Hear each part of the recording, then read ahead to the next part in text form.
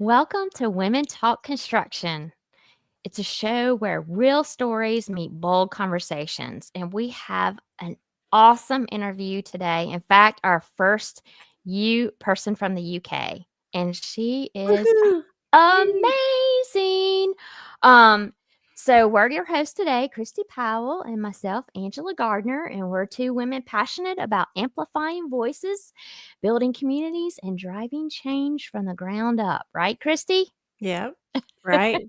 Absolutely. Yes, we are. So our guest today is Dr. Carol Massay, and she is from the UK, and she has a 4 decades of experience in the construction industry, working with leading contractors in the house building and civil engineering. Which actually, house building would be really interesting to dive into, but I don't think we can do that today in the UK. But this, I wanted to mention how I met not it was more, I guess you would call it You heard my voice. virtually, was during the pandemic. Y'all had created this group, Women in Construction Group, and I found it.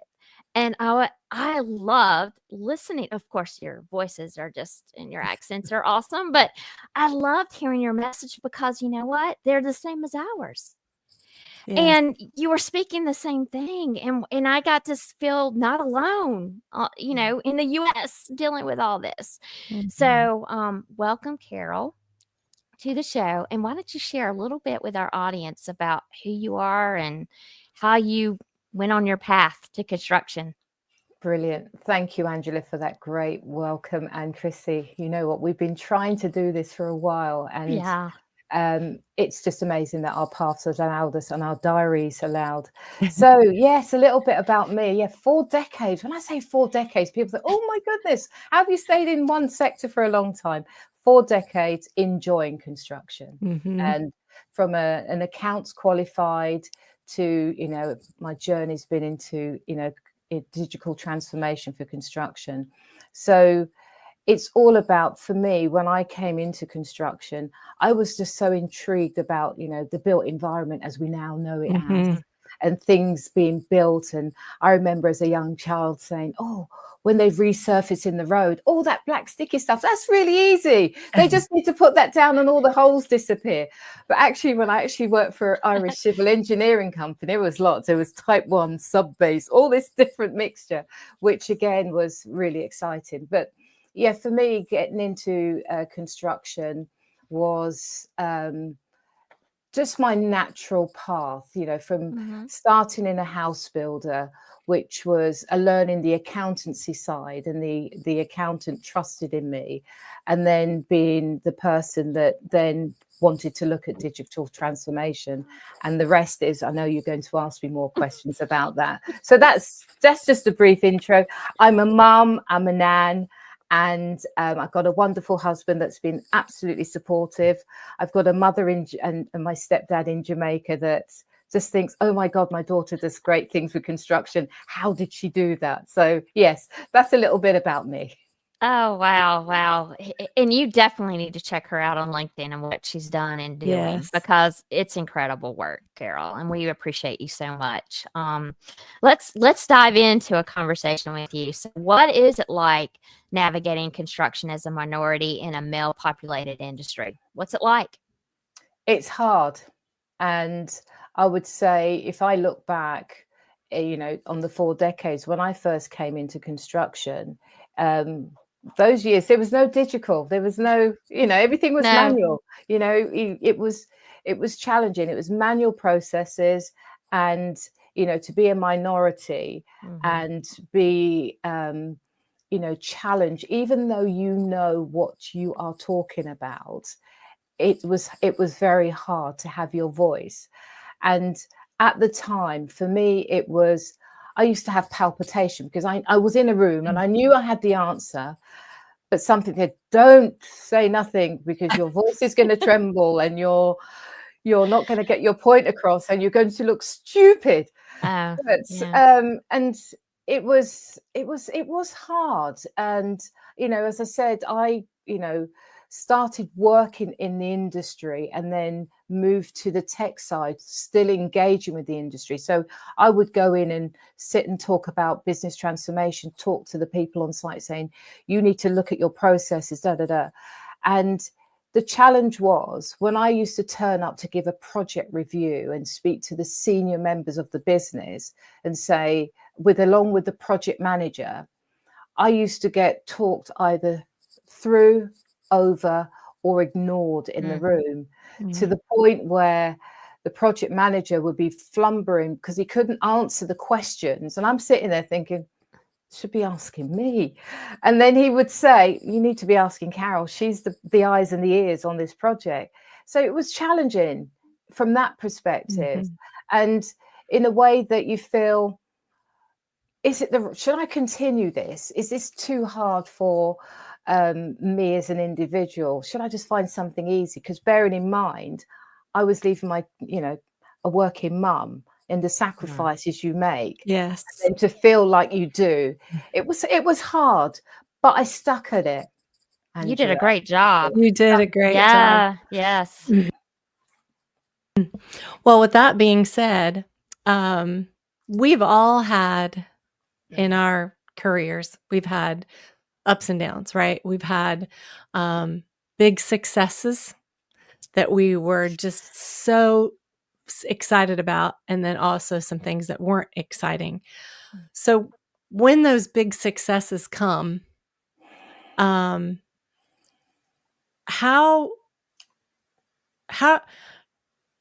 does it change your reflection when somebody says something or changes how your success looks to you? How does that work when you reflect on that later?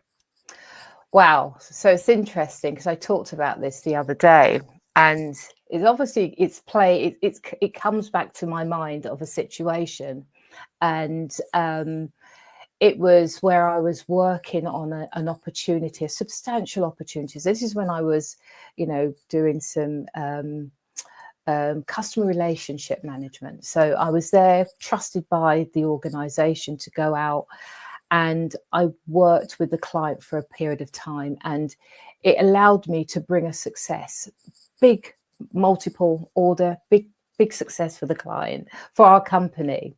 And I'm feeling great. I'm feeling like, yes, 12 months of this and driving up and down the motorway and taking all of this in. And it was great for the company. And what was the burst bubble moment, a balloon moment, kind of to try and deflate, was when I was then told by a male member of the team, you cannot get paid the commission on that because you'd earn more than me. Wow. And it was like, wow. And you know what, Chrissy, it was in a boardroom, and it was the eve before Christmas Eve, when lots of people had already left, but I was one of the hanger-ons because I wanted to make sure all my decks were cleared before I left. And that conversation, and it hurt, but then I kind of rise above it and said, I'm not having this conversation now. Let's get through Christmas and we'll deal with it. And that was how I dealt with it. And it allowed me, and I'm so glad, reflecting, that I didn't get confrontation. I didn't argue. Right. I just said, I don't want to have this conversation. And I actually, you could see the color. He felt embarrassed that he actually said what he said. And the good thing, I'm sitting in the room, he had to walk out the room and shut the door. So I didn't have to leave. He had to leave, which was also kind of right. But it did hurt. It really, it did hurt. And how I dealt with that was in the new year, after talking with family and, been there, I then reflected and, I decided I need to have a change. And that was kind of like the pivotal moment, I suppose, because no one should work so hard and do things in a way that, they're getting encouraged. During the year, it's like you're doing a great job, and then towards the end, you want to have the rug pull. I would never do that to anybody. No. you wouldn't disincentivize somebody when they've done what they were told to do. So Right. Treat others like you want to be treated. And by the way, Carol, 100%. you're not alone in that. Yeah. I've had that same scenario happen to me several times. So, um, let's talk about what do you think when your idea is taken and rebranded by someone else? Like, especially when you're outnumbered in the room, like how does that even happen? What do you do about that? Wow. It's hard. Again, what makes it hard is because when you're a minority, as in not even necessarily a color, but as a woman, in this, we're talking women in the industry. And I've had conversations about, well, I think it would be really good to do something in a specific way. And if we did this and step through the lot, because I'm very logic. I like to think it, process it, then talk about. And I was really, this will really help what we're doing. And we could save X amount of time on this, blah, blah, blah. And I thought, no, let me just document it a little bit more. And, bingo, went into the next meeting or a month late in the meeting. This person talked the idea and I'm sitting there and I'm like, oh, right. And the person heading, that's an absolute brilliant idea. Oh, wow. Whoa. And I'm looking thinking, but and that's learnt me sense over time as I got older, because they always say that, keep things guarded. And I know they sometimes say that, women don't want to share things because but sometimes you just got to keep it close. Things like that, you have to keep close. It makes you kind of think, well, hold on, I need to have, a handful of inner people that I can trust. But it made me chuckle in a way, kind of think, well, it must be a good idea if you decided to nick it. So and I had to deal with that. I did have that conversation, and it was a male that took the idea. And he said, well, it wasn't quite what you wanted. I've actually did. And I just thought, leave it. It's okay. But the challenge, the funny thing was, he then had to work with me to help me to deliver it. And I did, I just thought, you know what, I helped deliver it. And the outcome was good. Yeah, that's awesome. Humility is a very good thing. And I feel like when we are humble in those situations, that things come back to us tenfold. Absolutely. Because not only did it open my eyes up to, okay, conversations you have and things that come, ideas, plan it first, make sure you know who your audience when you're talking and sharing and brainstorming, and that you can trust. Or if you have an idea, sometimes things need to be executed with other support. So maybe you bring people around you and say, right, this is what I'm thinking of, and get their participation and get their ideas. So you then don't feel that, okay, if it fails, it's on your, it's not just you. That's the way of looking at it as well. But also I think, in the industry, as we know, we're talking construction, there is so many different things to consider when you're looking at change, when you want to implement change, when you want to make a decision on something. So, my lesson there was, look, it happened, you dealt with it, but going forward, I was a lot younger then. I'm a lot wiser and longer in the tooth now. So it's I love that. One of the big challenges that we're facing right now is the skill shortage for all workforces. Yeah. Especially in the construction industry, industrial and manufacturing. And the perception of our industry is what you were just talking about, right? So if we don't change that perception of how our male allies are speaking about us and to us, we are not going to be able to fill that gap.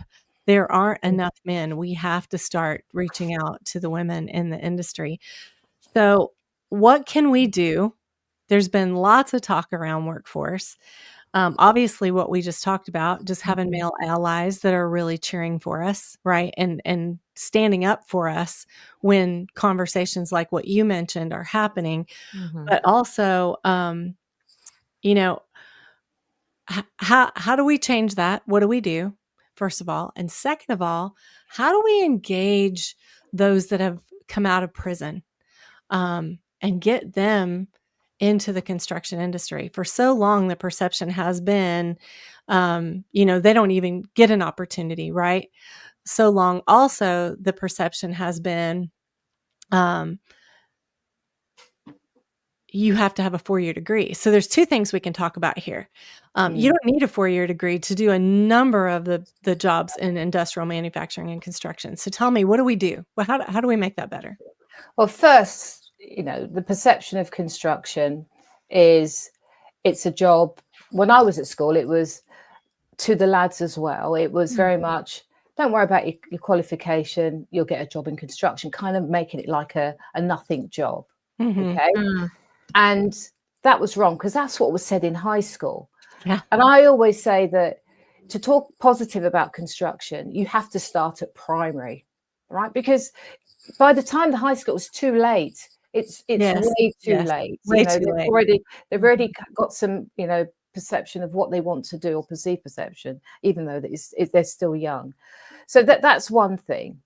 To address the skill shortage, and it's something that I'm passionate about, is if we look at the education and the curriculum universities, one of the things I'm so keen on is that industry and education do not work in isolation. Industry can't wait at the gate saying, thank you, give me the QSs, and then, we're not able to do what I need them to do. They need to be involved first with the curriculum, the modules. Over here in the UK, there's so many modules that are outdated. Industry's moved. Technology is replacing a lot of the things that you're teaching from an academic perspective. So first and foremost, industry and education must align. That helps on the whole thing. Yes, absolutely. To then look at how do we get more of the ex-offenders. Now, I'm a strong believer, and I work with a number of the probationary officers here in the UK, because everyone deserves a second chance. I totally agree. Right? And if you look at, and I always say, prevention is better than cure. Now, to your listeners, we're talking construction. A lot of these big construction projects are prisons. Don't spend them on prisons. But you know what? It's a vicious circle, because construction companies make lovely prisons, but we don't want to have lovely prisons. We want to prevent, offending in the first place. But that's for another day, that topic. So when you look at ex-offenders, and I did a tour, and I had a conversation with an offender that was, they've created this massive warehouse, and they had lovely cubicles where you could do your carpentry, dry lining, bricklaying. And one of the lads there was, when I did this prison visit, I said, oh my goodness, that's amazing. We've got a skill shortage. What are you going to do when you come out? I said, well, this is just, I've got a black mark against, because I'm an ex-offender, so I'm never going to get a job. And I'm like, whoa, how would it be if you had your name, Johnny's dry liner, and he's like, I said, you can. And so what we're trying to do, and I'm helping a number of tier 1 contractors, is to get in to do these prison visits, sit with these individuals. Look, you'll have some that will say, yeah, I want to be involved. And the minute they let out, they go off and do what they need to do. You can't change that. That's their path. But there are others that want the opportunity, and the industry needs to be able to, give them the opportunity, help them. There's some great projects where you've got some ex-offenders that are actually helping on a particular project in Coventry, not too far from where I am. And then they're going to have jobs after it, right? And this is just not just for the male prisoners, it's also for the female. There's another female that's doing the same thing, and she's actually out on day release. I don't know if she's fully out now, but as part of her role, she's got the role. She parks her company car in the prison car park. She goes back and locks herself, she gets puts back in the, she's locked up, but she's got something to look forward to. Yeah. So we have, if we don't do this, from an industry perspective, we are not going to deliver the infrastructure and all of the projects that we need to do. Agree. Yeah, no, I love it. And we actually have something locally that, and I'm sure they're all over the United States, but somewhere where they're bringing in people that are, I think they're out of jail, but they're learning the trades. Mhm. And they're doing an awesome job. Yeah. And So, hey, we're running out of time, believe it or not. oh, So we yeah. are not going to get to cover this last question. I'm sorry, Dr. Carol. However, we want everybody to be able to know how to get in touch with you, right? All of you United States podcasters, you need to be having Dr. Carol on your podcast, Yes. especially if you're in the Yeah. construction industry. So I'm throwing that out there.